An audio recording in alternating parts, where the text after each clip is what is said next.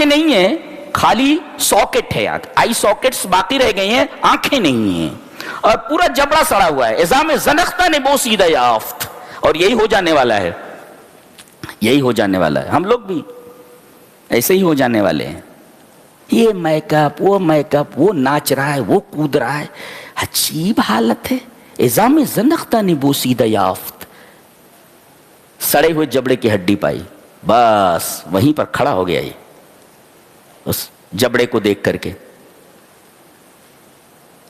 اور اس کے بعد سعدی لکھتے ہیں کہ وہ بے زبان والا منہ بھید اور راز کہتا تھا کہ اے پہلوان، اللہ جس حالت میں تجھے رکھ رہا ہے اسی حالت میں رہ، نئی نست حال دہن زیر گل، شکر خوردہ انگار یا خون دل، کہتا ہے کہ کیا یہی نہیں ہے ہر منہ کا حال مٹی کے نیچے، شکر کھایا ہوا معلوم کر یا خون دل پیا ہوا۔ کوئی آدمی غریب ہے، اس کا بھی جبڑا ایسے ہو جانے والا ہے، اس کا منہ بھی ایسے ہو جانے والا ہے، اور کوئی امیر آدمی اس کا بھی منہ ایسے ہی ہو جانے والا ہے۔ نئی نس حال دہن زیر گل، شکر خوردہ انگار یا خون دل، کہ کیا یہی نہیں ہے ہر منہ کا حال مٹی کے نیچے، شکر کھایا ہوا معلوم کر، شکر خوردہ انگار یا خون دل، شکر کھایا ہوا معلوم کر یا خون دل پیا ہوا۔ تو قیامت تو آ رہی ہے نا، تو کسی کو عیش میں دیکھ کر کے آنکھیں مت پھیلاؤ، ولا تحزن، اور غمگین مت ہو ان کو دیکھ کر کے۔ کیوں؟ اس لیے کہ ان کو وہ دولت دی گئی ہے، لیکن سب سے بڑی دولت، سب سے بڑا انعام تو تمہیں دیا گیا اسلام اور قرآن کی شکل میں، تو دوسروں کی طرف آنکھیں پھیلانے کی ضرورت کیا ہے جب اس سے بڑی نعمت، اس سے بڑی دولت تمہیں مل گئی ہے تو۔ اللہ اکبر۔ اس کے بعد کہا گیا جب آدمی بہت پریشان ہو جائے، چاروں طرف سے غم اسے گھیر لے، سینہ تنگ ہو جائے اور غم و آلام اسے چاروں طرف گھیر لے، تو دو کام کرنا ہے۔ فسبح بحمد ربک وکن من الساجدین، اللہ کی تسبیح اور تحمید بیان کرو اور نمازوں میں لگ جاؤ۔ گویا کہ دو چیزیں ایسی ہیں، اللہ کی تسبیح اور تحمید اور دوسرے نماز، یہ دونوں چیزیں ایسی ہیں جو پریشانیوں کو کم کر دیتی، ہلکا کر دیتی، پریشانیوں کو ختم کر دیتی ہیں، اور سینہ اگر تنگ ہے تو اللہ اس کے ذریعے سینے کو کشادہ کر دیتا ہے۔ یہ دو علاج بتائے گئے۔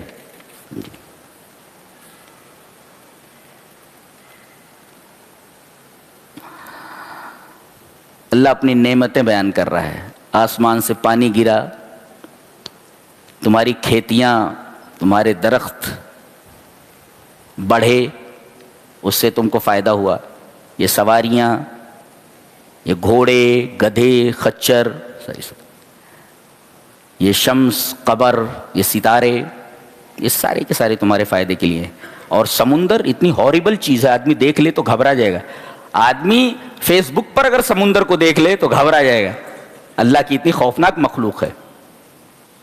لیکن یہ ہم انسانوں کو مچھلیاں فراہم کرتا ہے، مچھلیاں دیتا ہے ہم کو۔ وَهُوَ الَّذِي سَخَّرَ الْبَحْرَ لِتَأْكُلُوا مِنْهُ لَحْمًا طَرِيًّا، اللہ نے سمندر کو تمہارے لیے مسخر کر دیا ہے تاکہ تم تازہ گوشت کھاؤ، مچھلی مراد ہے یہاں پر، اور اس کے اندر سے تم زیورات نکالو، موگے ہیں اور اس طریقے سے مرجان ہیں، یہ سب یہیں سے نکلتے ہیں۔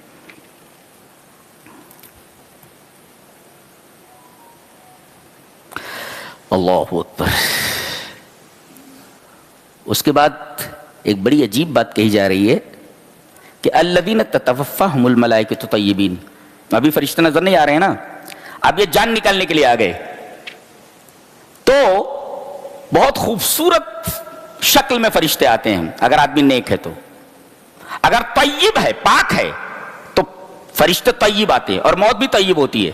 ایک مفسر نے اس پر تبصرہ کرتے ہوئے لکھا ہے، کہتا ہے من عاش طیباً توفاہ اللہ طیباً، اگر آدمی پاک ہو کر کے زندگی گزارتا ہے تو اللہ اس کو پاک حالت میں وفات دیتا ہے۔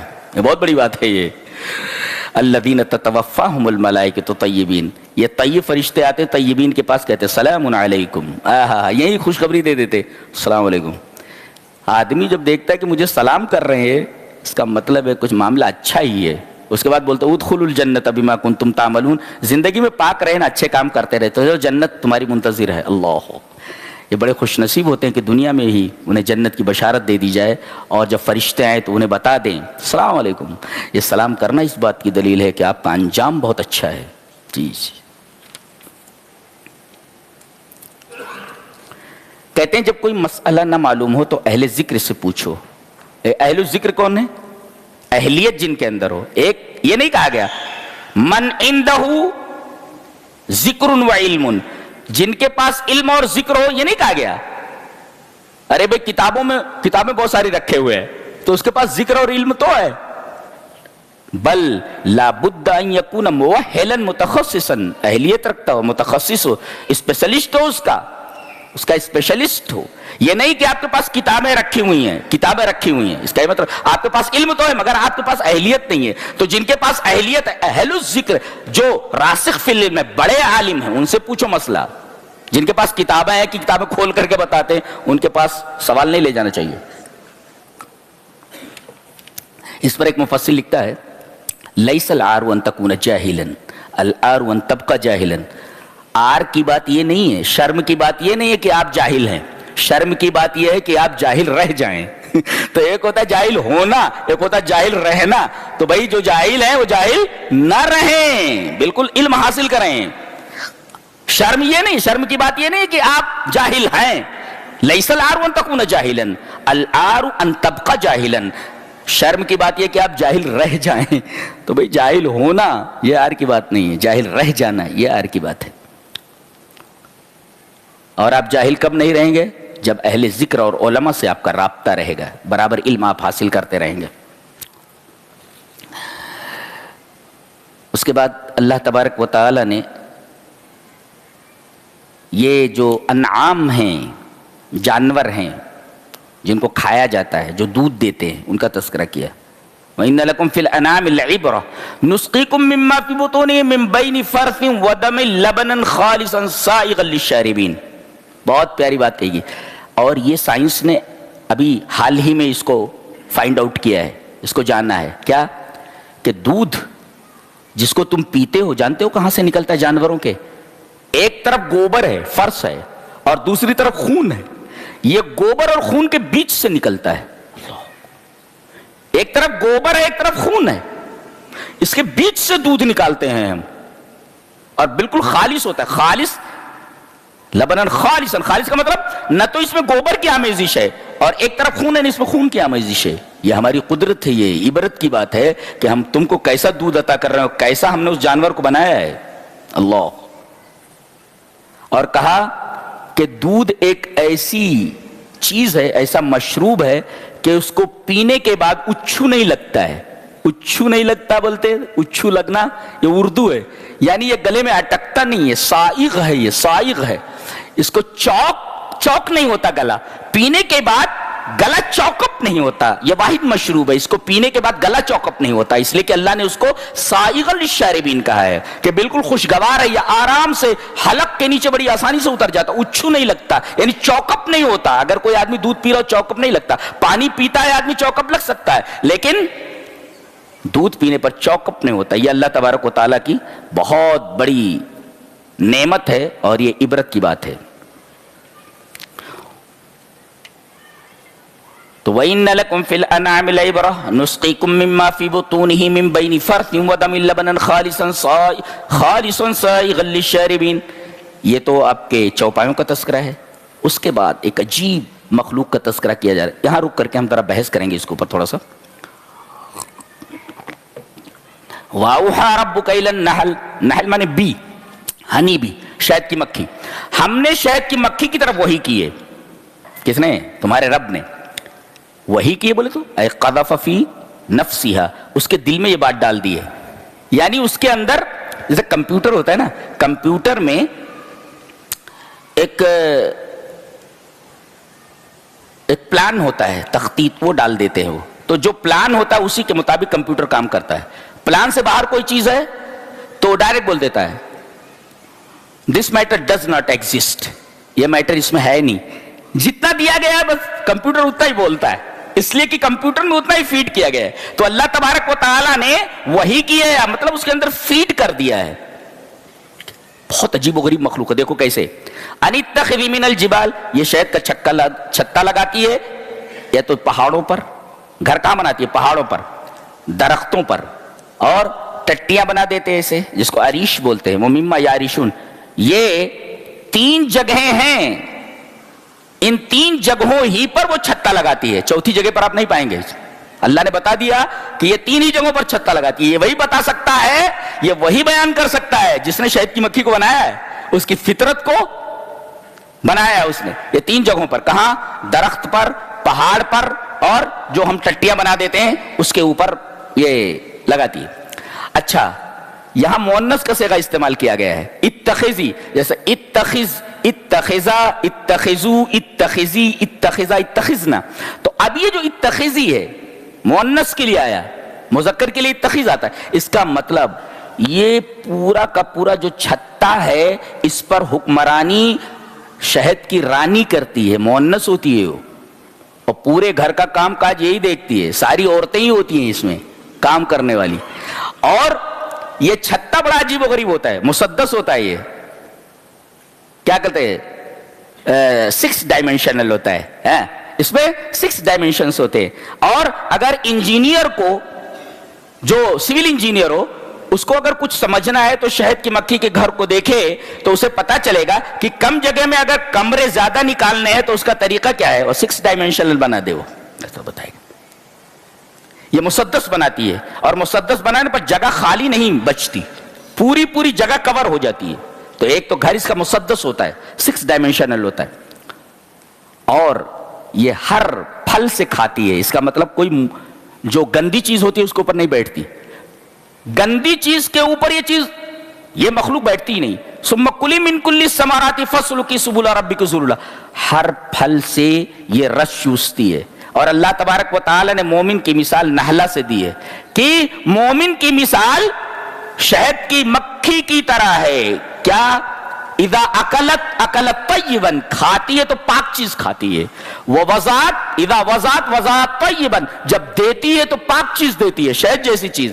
اور واذا وقعت علی عود شجر, کسی پھول سے رس چوسنے کے لیے گئی تو جس ڈالی پر بیٹھتی ہے اس کو توڑتی نہیں ہے. یہ اس سے پتا چلا کہ مومن جس دیش میں رہتا ہے اس دیش کا خیر خواہی ہوتا ہے. اور لوگ کہتے ہیں کہ مسلمان ٹیررسٹ ہیں, ان کو یہ تعلیم دی گئی ہے نا کہ جس درخت کے اوپر جائیں, جہاں جس درخت سے وہ فائدہ حاصل کر رہا ہے اس درخت کو توڑنا نہیں ہے. اس لیے کہ مومن کی مثال شہد کی مکھی کی مثال ہے, ٹیررسٹ ہے. اچھا, ثم کلی من کل الثمرات, ہر پھل سے رس چوس. اس کے بعد ایک بڑی عجیب بات کہی جا رہی ہے, فسلکی سبل ربک ذللا, بڑی آسانی سے اپنے رب کے راستوں پر چل. یہ زمین سے ہو کر نہیں چلتی ہے, یہ فضا میں چلتی ہے. اور کہا تیرے رب کے راستے ہیں یہ, جیسے ہوائی جہاز کا ایک متعین راستہ ہوتا ہے فضا میں, وہ ہر جگہ نہیں جا سکتا, وہ اس طرف چلا جائے اس طرف چلا جائے, کہیں بھی کیپٹن جو ہے اس کو فضا میں ادھر ادھر نہیں گھما سکتا, اس کا ایک مخصوص روٹ ہوتا ہے. جیسے یہاں زمین پر چلنے والی گاڑیوں کا ایک مخصوص روٹ ہوتا ہے, فضا میں بھی طائرات یعنی ہوائی جہازوں کے لیے ایک مخصوص اور محدد اور متعین روٹ ہوتا ہے. اس روٹ سے ادھر ادھر نہیں جاتا, اس لیے کہ سامنے آنے والی جہاز ٹکرا سکتے ہیں اس سے. گویا کہ فضا میں بھی جہازوں کا ایک مخصوص راستہ ہوتا ہے جیسے زمین پر گاڑیوں کا راستہ ہوتا ہے. تو یہ اللہ فرما رہا ہے کہ تیرے رب نے فضا میں ان کے لیے ویسے ہی راستہ بنا دیا ہے جیسا کہ تم لوگ ہوائی جہاز کا راستہ بناتے ہو, یہ ادھر ادھر نہیں ہوتی ہے, اس لیے کہ ہم نے راستہ بنایا ہے. اور یہ سینکڑوں کلومیٹر چلی جائے لیکن اپنا چھتا نہیں بھولتی, اس لیے کہ یہ رب کے راستے پر چل رہی ہے. واپس ہوگی تو اسی راستے سے آئے گی اور اپنے چھتے پر چلی جائے گی, کسی دوسرے چھتے پر. بازو میں اگر 10 چھتے وہاں نہیں جائے گی, وہ اپنے چھتے پر جائے گی. فصل عجیب و غریب مخلوق ہے. فصل کی سبل ربک ذللا, اور ہے یہ زہریلی چیز, زہریلا جانور ہے یہ. اور کہا گیا کہ یہ اب یہ چوسے, ایک ہے چوسنا. چوسنا کیا ہوتا ہے؟ ابھی منہ میں لیے ہوئے ہیں آپ, ابھی جیسے پانی کو میں نے منہ میں لیا اور اس کو ویسے ہی ڈال دوں تو اس کو کہتے ہیں بھائی چوس کر کے پھینک دینا. اور ایک کل, کھا جانا, اکلا. کہا جا رہا ثم کلی, کھا جا. اس کا مطلب یہ چوس کر کے ویسے ہی نہیں لاتی ہے, رکھ دیتی ہے, بلکہ اس کو کھا لیتی ہے. کھا لینے کے بعد اس کے پیٹ میں جو ڈائجسٹو سسٹم ہے, نظام ہضم ہے, وہاں یہ جا کر کے رس ہضم ہوتا ہے اور اس کے بعد یہ اس کو اگلتی ہے جا کر کے.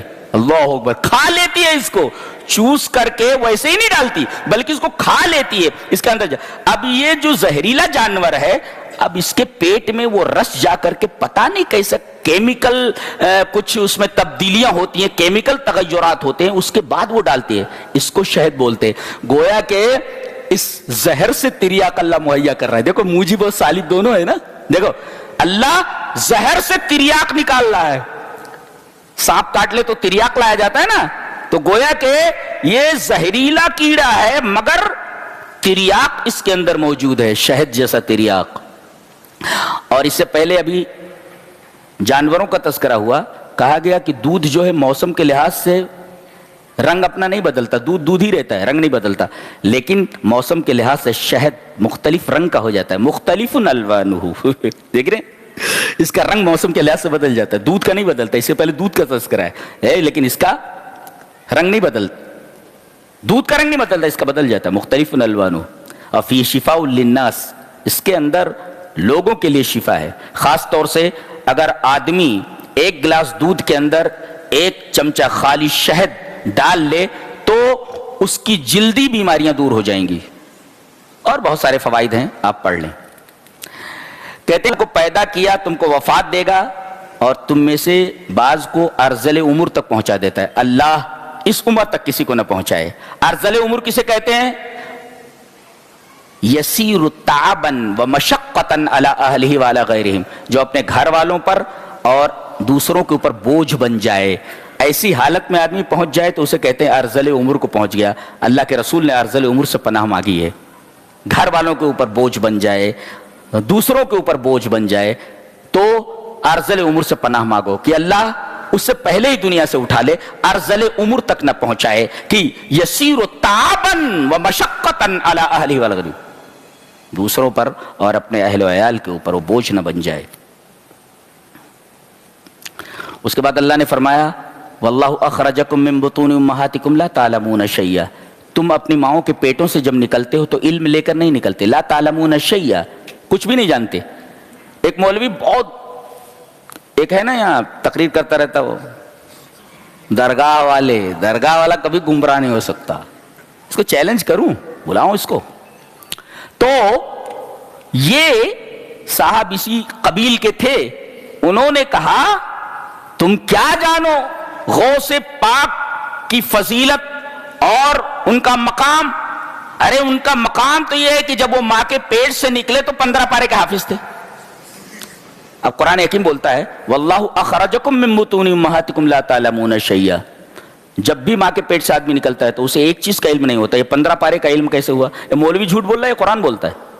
قرآن تو سچا ہے نا, اس کا مطلب یہ ہے کہ یہ مولوی جھوٹ بول رہا ہے. قرآن کہتا ہے لا تعلمون شیئا, یو نو نتھنگ. جب پیدا ہوتے ہو تو تمہیں کچھ نہیں آتا ہے, تمہارے پاس علم نہیں ہوتا. لا تعلمون شیئا, وہ کہہ رہا 15 پارے کے حافظ تھے. ہاں علم لے کر نہیں آتا, استعدادات علم لے کر آتا ہے. علم کی جو استعدادات ہیں, کیا؟ سمع, کان سے آدمی علم حاصل کرتا ہے, آنکھ سے علم حاصل کرتا ہے, اور پھر دماغ سے علم حاصل کرتا ہے. اچھا, اس کے بعد ایک آخری بات بہت پیاری ہے جس کے بارے میں یہ کہا گیا کہ اللہ تعالیٰ نے اس آیت کریمہ کے اندر پوری شریعت کو جمع کر دیا. ان اللہ یامر بالعدل والاحسان وایتاء ذی القربى, یہ 3 چیزیں موجب ہیں, اور وینہی عن الفحشاء والمنکر والبغی, 3 چیزیں سالب ہیں, 3 چیزیں پلس ہیں اور 3 چیزیں مائنس ہیں. کیا؟ اللہ عدل کا حکم دیتا ہے, انصاف کا. عدل کسے کہتے ہیں؟ جتنی مزدوری کی ہے اس کا اجر اتنا دے دیا جائے, جتنا کام کیا ہے اجرت اتنی دے دی جائے. 10 بجے سے لے کر 4 بجے تک کتنا لوگ ہیں؟ بولے 100 روپیہ, 100 روپیہ دے دیا گیا, اس کو کہتے ہیں عدل. اور اسے 200 روپیہ دے دیا جائے تو وہ احسان ہے. ان اللہ یامر بالعدل والاحسان, عدل کا بھی حکم دیتا ہے اور احسان کا بھی حکم دیتا ہے. اور احسان کا سب سے پہلا مظہر ایتاء ذی القربى, رشتہ داروں کی خبر گیری کرو, رشتہ داروں کو دیکھو اور وہ تمہارے احسان کے سب سے زیادہ مستحق ہیں. جی, پیسوں سے, زبان سے, ان کے ساتھ چل کر کے کسی بھی طریقے سے ان کی مدد کرنا ایتاء ذی القربى. اور 3 چیزوں سے منع کرتا ہے, فحشا, فحشہ کا مطلب چھی، یہ فحشہ ہے. اور منکر کسے بولتے ہیں؟ ارے ایسا بھی کیا جاتا ہے کیا؟ ایسا نہیں ہونا چاہیے.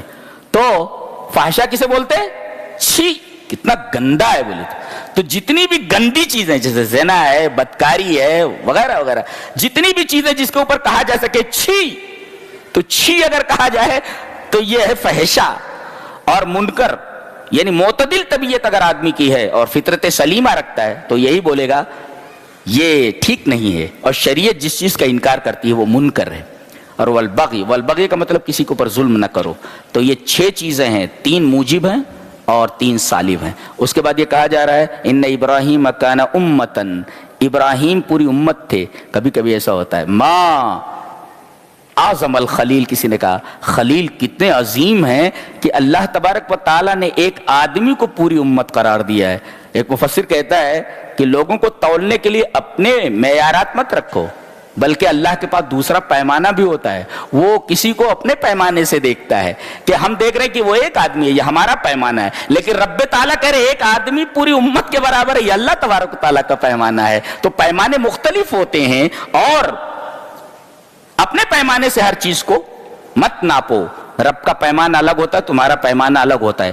اور حذیفہ ابن یمان نے کہا کہ اگر آدمی حق کے اوپر ہے، الجماعت، جماعت کسے کہتے ہیں؟ ما وافق الحق. جماعت کہتے ہیں کہ جو حق کے اوپر ہو، جو حق کے موافق. وَإِن كُنْتَ وَحْدَكَ، اگر تم تنہا ہو. گویا کہ ایک تنہا آدمی اگر حق کے اوپر ہے اور اس کے علاوہ سب باطل پر ہے تو یہ تنہا آدمی حق کے اوپر ہے. یہ حضرت حذیفہ ابن یمان رضی اللہ تعالیٰ عنہ کا قول ہے کہ ایک آدمی بھی پوری جماعت ہو سکتا ہے.